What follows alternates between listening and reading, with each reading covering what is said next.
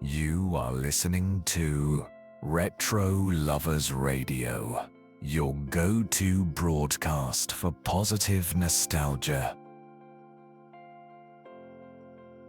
What a wonderful night. You're listening to RetroLovers Radio, a space for 80s and 90s music, memories, and for positive nostalgia.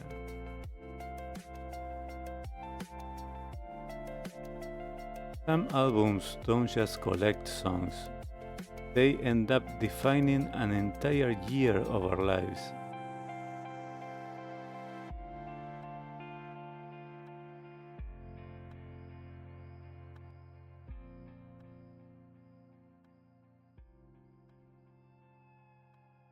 In the 90s, albums still mattered.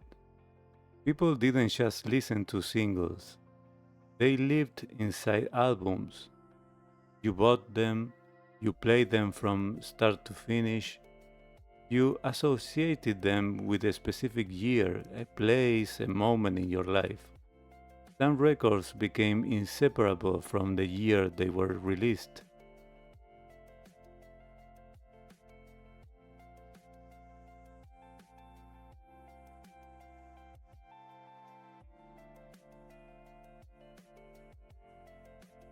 One example of that is the strong case of Alanis Morissette, Jagged Little Pill of 1995.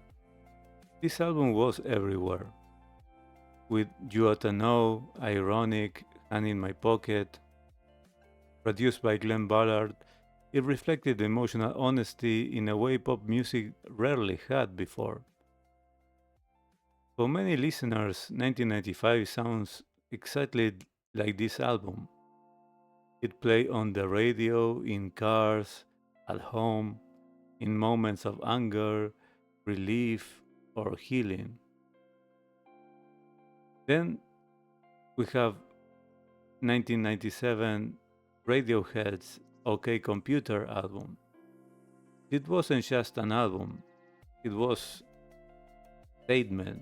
Songs like Paranoid Android, Karma Police, No Surprises captured a growing anxiety about technology, isolation, and modern life.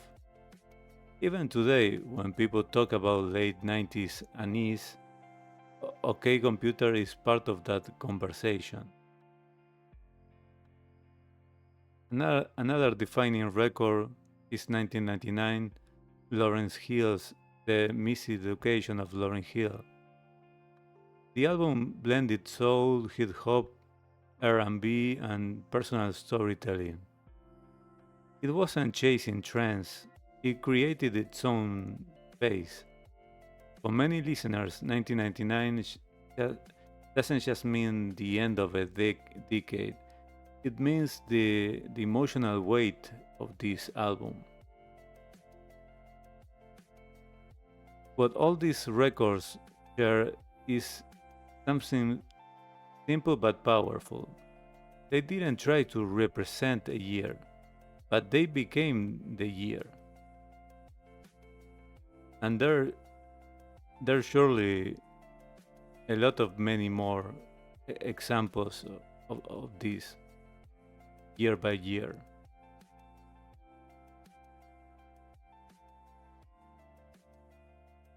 So if you enjoy revisiting albums that define the entire moments in time, you'll feel right at home in our live shows.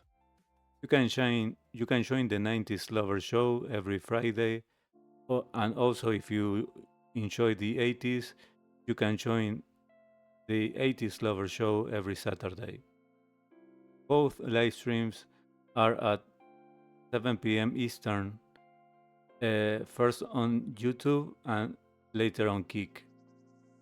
On YouTube, we gather as a waiting room for 10 to 15 minutes due to the platform restrictions to play the show in full with video clips and also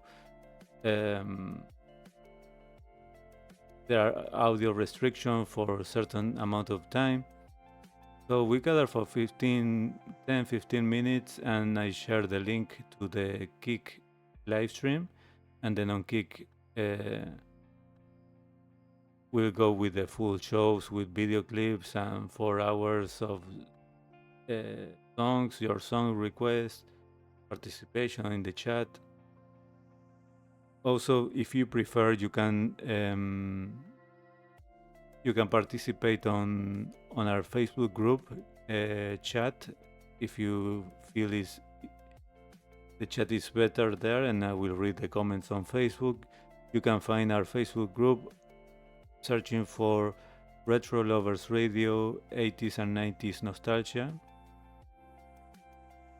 because it's true that YouTube chat is much better than Kick, but also Kick is better for the live stream and playing the video clips and the full show. So everything has its own caveats. Let's try to take the best of each of them. So some years are remembered through headlines. Other years are remembered through music.